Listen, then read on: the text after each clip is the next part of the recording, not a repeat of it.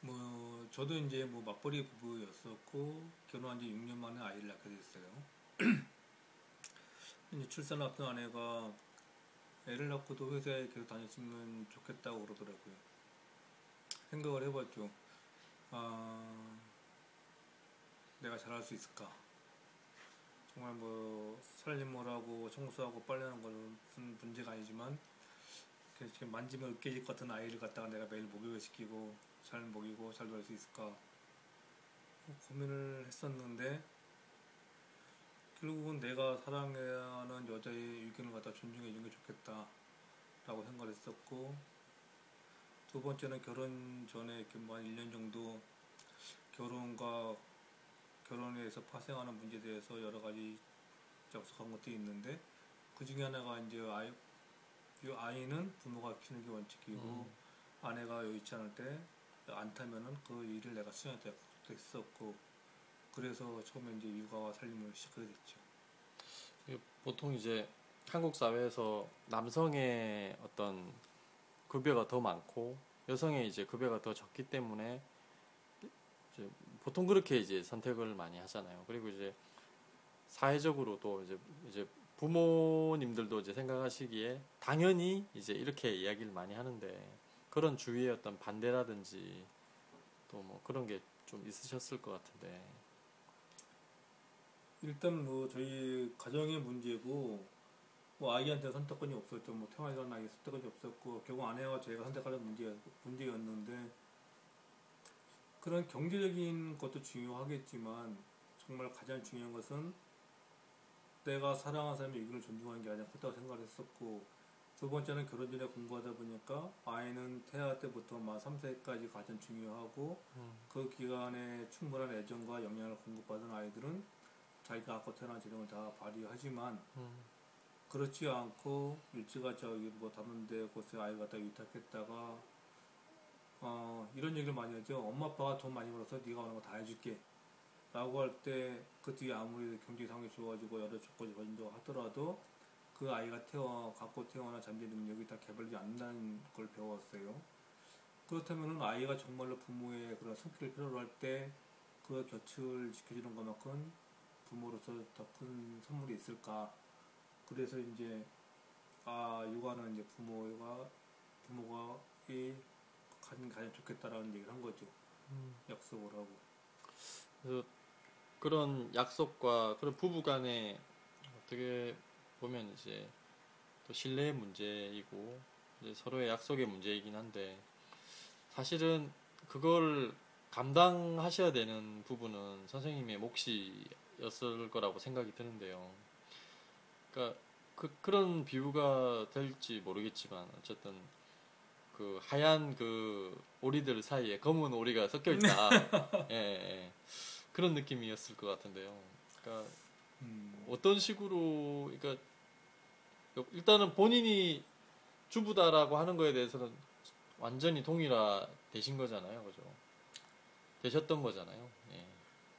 처음에는 주부의 일, 그러니까 육아를 갖다가 완벽하게 감당하면서도 제가 주부라고 스스로 이렇게 자각을 하지 못했던 것 같아요. 근데 그때 이제 환경운동연합이랑 뭐 지역신문이랑 뭐 쓰레기 바늘로 줄이기 체험식의 공부가 있었거든요. 근데 어떻게 하다 보니까 제가 이제 대상을 받게 됐어요. 그런데 이제 그러니까 이제 지역신문 기자가 이제 제 인터뷰를 따라온 거죠. 근데 와 보니까 젊은 남자가 애기랑 실험하고 있거든요. 막 똥기저귀 빼고 삶고 막 분유병을 끓이고. 그래서 이제 제 당선 소감보다는 이제 그게 더 크게 나가고. 그리고 이제 그 신문이 나간 다음에 기사가 나간 다음에 이제 이웃 아줌마한테 전화가 왔어요. 우리가 이런 육아 모임을 해보려고 하는데 같이 하시겠습니까? 라고 했을 때 처음에 내가 좀 주부구나. 충격을 받았었고, 그때서야 내가 주부구나. 나는 주부다. 자각을 처음 한 거죠. 이제 그때 되게 뻘쭘했지만 해야 될까 말아야 될까 좀 고민했는데 하기로 했어요. 왜냐면은 그때만 해도 뭐 제가 처음이라고 그러고 뭐 놀이터를 가거나 동네 슈퍼에 가도 늘 수군거림이 대상이었고 사람들이 기피하는 존재였기 때문에 내가 그런 모임에 참여해야지만 내 아이가 다른 집 아이들하고 같이 어울릴 수 있겠구나 해서 이제 육아 모임을 참석하게 됐죠. 사실 육아 모임에서 이렇게 도움도 좀 많이 받으셨을 거라고 생각이 드는데 이런 생각도 해볼 수 있을 것 같아요. 이제 3년까지 이야기를 하는데 3년 이후에는 그러면 그러니까 분명히 사회적 욕구가 굉장히 많으셨을 거라고 생각이 들고 또 이제 나의 인생을 살겠다. 3년은 내가 참았으니까 이제 3년 이후에는 또 그런 생각도 좀 하셨을 수도 있을 것 같은데. 했죠, 당연히. 예. 하고 처음에 이제 어린이집을 이렇게 알아보러도 다녔고 뭐 공동육아에도 좀 보내보려고 했었고 예. 실제로 없는 형편에 공동육아 번역해서 돈도 많이 투자를 했었고 근데 아이가 다른 아이가 노는 걸 너무 좋아하는데 한 가지 이제 다행히가 싫어하는 게 있었어요. 딸이 싫어하는 게 뭐냐면은 집이 아닌 곳에서 잠량을 되게 싫어했어요. 그거는 할머니 집에 가서도 마찬가지였고 그랬고 그것 때문에 스트레스 되게 많이 받았고 아침마다 아빠 오늘도 낮잠 자야 돼? 당연하지. 낮잠 안 자면 안 돼. 안 자도 되는데 그럼 거기 규칙이니까 그러면은 다니지 말고 집에 가서 아빠랑 놀자. 많이 된다고 간다고. 그러다가 한 20일쯤 지나서 한번 아이가 되게 알았어요. 그러면서 나는 아이들하고 노는 게 너무너무 좋은데 낮잠 자가 너무 싫다고. 그래서 갈등이 생겼죠.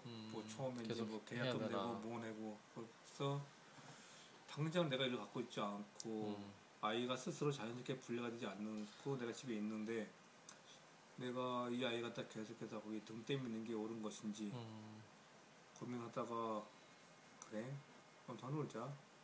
뭐 이왕 시작한 거 아이가 자연스럽게 분리될 때까지 가보지 뭐. 그래서 연장이 된 거고 43살까지 가장 중요했지만 그것도 좀 어떻게 보면은 되게 자기적인 게 아닌가. 자연스럽게 분리가 가장 좋겠다 해서 계속 보게 된 거죠.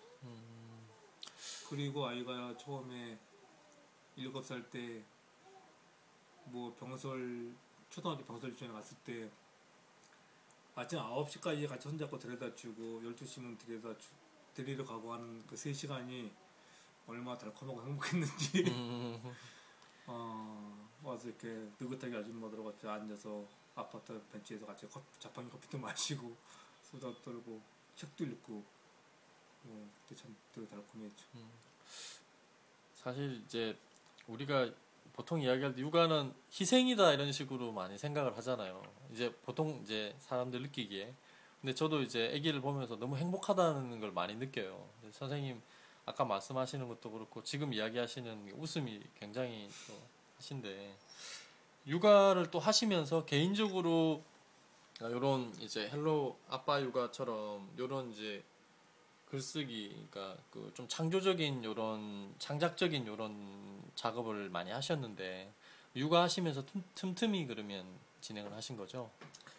그렇죠. 이제 아기가 어릴 때는 뭐 저희가 어릴 때만 하더라도 좋은 동화책이 없었어요. 뭐 19세기에 나왔던 뭐 외국 동화 같은 뭐 제대로 번역된 것도 아니고 뭐 요약본 같은 걸 주로 봤죠. 조잡하는 것도. 근데 그게 이제 80년대 이후에 90년대부터는 굉장히 좋은 책들이 많이 나온 것 같았고 하지만 내가 잘 모르니까 이제 뭐 동화 있는 어른 모임 같은 데 가입해서 좋은 동화책을 고르는 방법도 알게 되고 같이 공부하고 또 그래서 내가 이제 식견을 넓히니까 아이한테 좋은 동화책을 갖다 뽑아 쓰게 되고 같이 읽어주고 그러니까 태교도 되게 열심히 했죠. 그러니까 남들은 뭐 슈베르트랑 모차르트 때 저는 우리나라 음악을 많이 들려줬었고 남들이 아이 뱃속에 있는 아이한테 외국 동화책 볼 때 저 같은 경우는 우리 옛 이야기 갖다가 많이 읽어줬고 기본적으로 우리 걸 갖고 있지 않으면은 나머지 갖다가 뭐 사상 누각이 되지 않을까 싶어서 그랬었던 거.